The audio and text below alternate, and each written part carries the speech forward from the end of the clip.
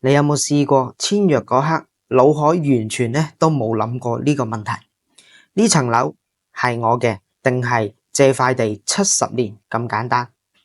冇人會同你講嘅，中介唔會同你講，售樓部嘅銷售唔會講，因為呢條問題咧一問出嚟咧，氣氛咧會即刻僵硬。事實係咁嘅，內地住宅用地咧，土地使用權一般係70年。由發展商攞地嗰刻開始計，唔係你買樓嗰日開始計嘅。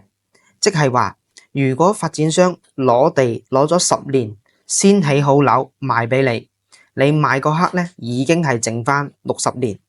60年聽落去好長，但你諗下，你今年45歲，買嗰陣咧諗住留俾仔女，仔女30歲先接手。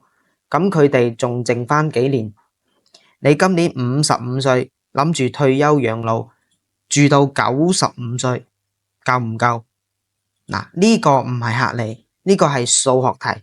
更加諷刺嘅係，好多人一世最大嘅一筆投資，從嚟都冇問清楚呢個年限到期之後要點樣續期，續期要幾錢，續期嘅政策各地都唔同。有啲城市咧要補地價，有啲城市咧政策仲未明確。你信唔信呢個問題？90%嘅買家咧完全咧都冇問過嘅。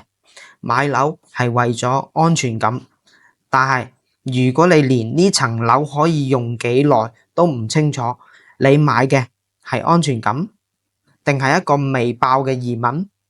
下次睇樓咧問翻中介一句，呢個項目幾時攞地，剩翻幾多年，睇下佢點樣回答，你就知佢係企喺你嗰邊定係企喺發展商嗰邊。